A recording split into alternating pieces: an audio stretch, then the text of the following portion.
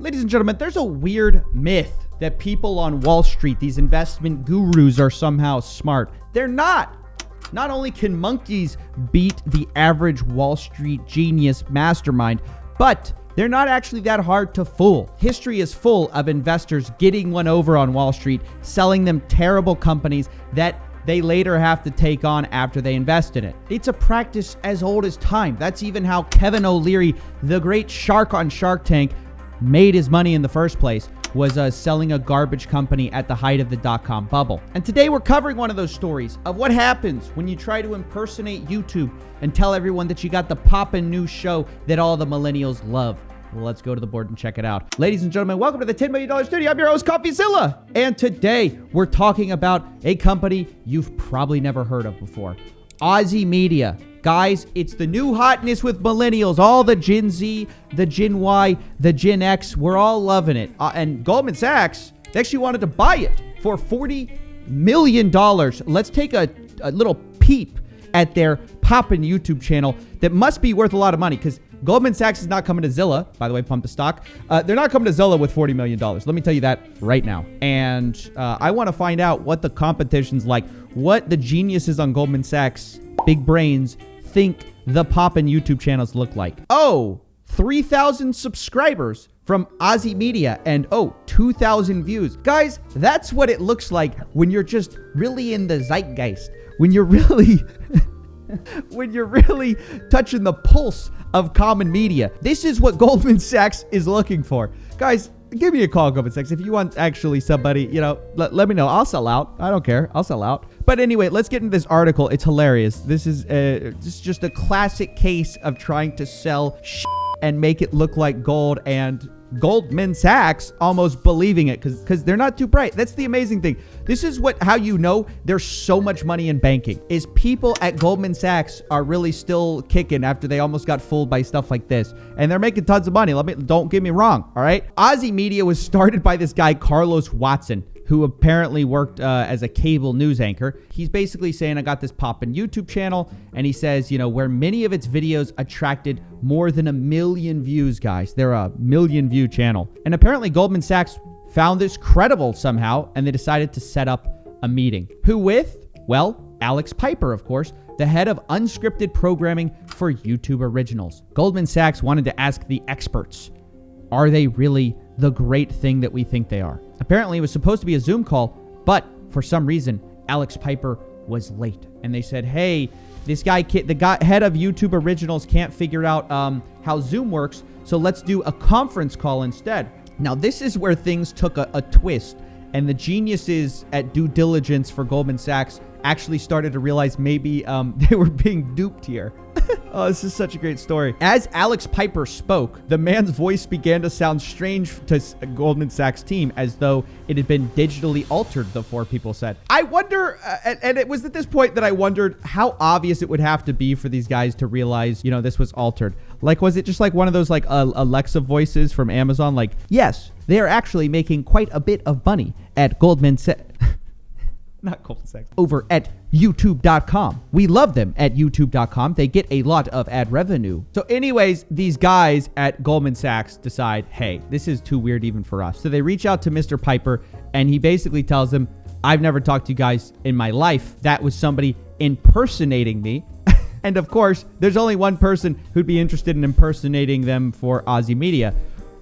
Aussie Media, obviously. The big sleuths, I guess, over at Google decided to get to the bottom of this, and they found out that it was actually this guy, Samir Rao, the co-founder and chief operating officer of Aussie. Who could have thought of that?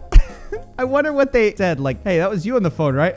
No. It's like the same voice. And here's my favorite part, okay? Guess what he says is the reason that he impersonated and lied to Goldman Sachs in order to fake millions of views, in order to pretend and get them to buy him out for $40 million.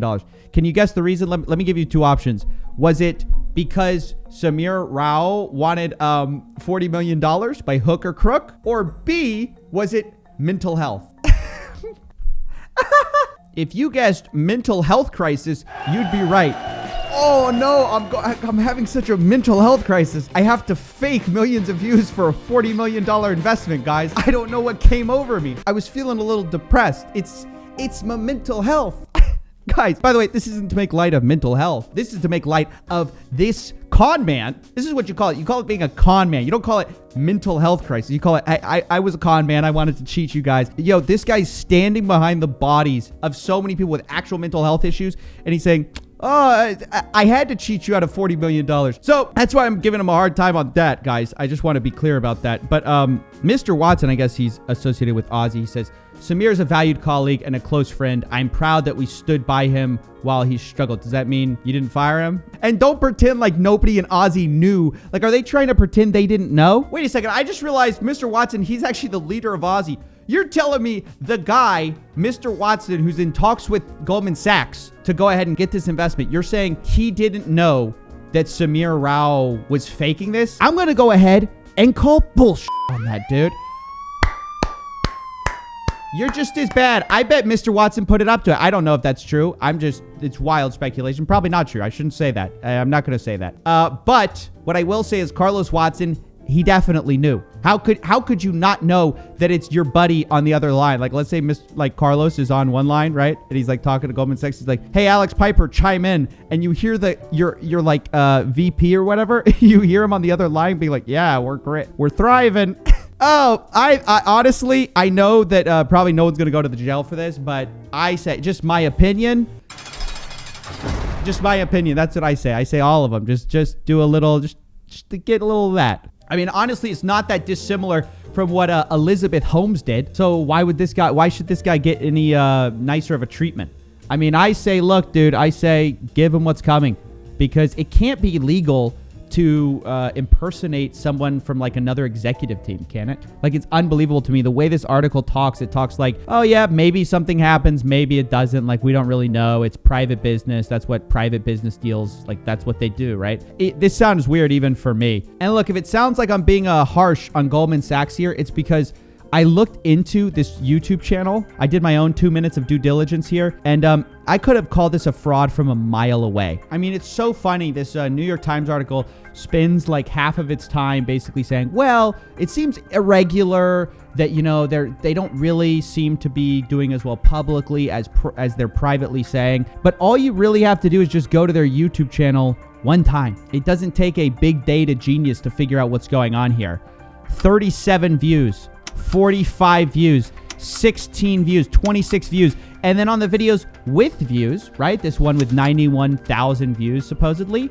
You go to it and they only have 475 likes and 0 comments. I mean, that is unheard of. I don't know if Goldman Sachs needs to hire me as a due diligence expert over there for YouTube, but you don't get 91,000 views and 0 comments without having to artificially inflate those numbers, right? Whether it be through paid advertising or botting views or some shenanigans, basically. I've never seen a YouTube channel with that bad of engagement unless there's something fake here. So, I mean, I'm going to go ahead and guess that if you had just left this video without like trying to artificially pump it up to be something it's not, you're probably going to see viewership like we saw with their other videos, like 10 views, 50 views. This is a dead YouTube channel that they're trying to sell as being worth $40 million.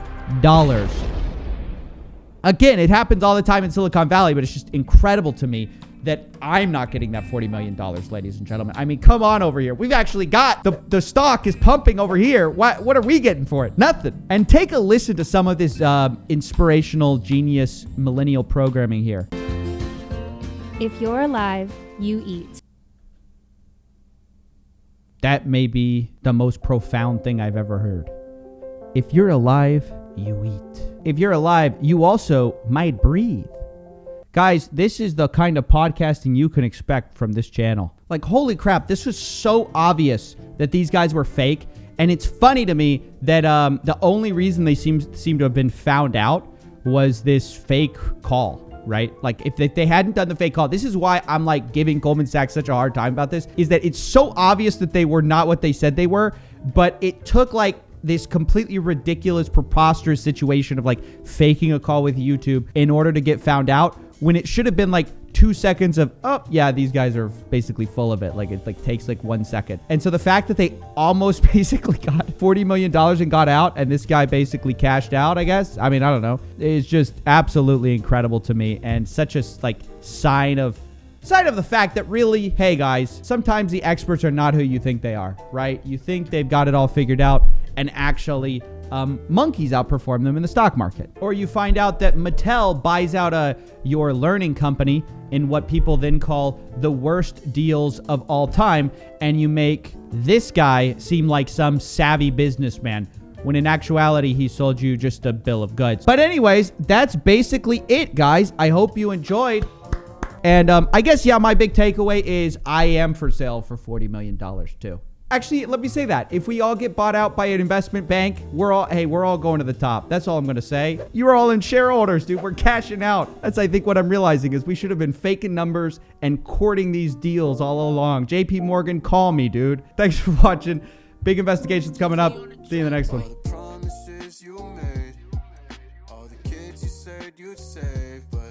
What a shame, you're a fraud. Are you the same as who you say?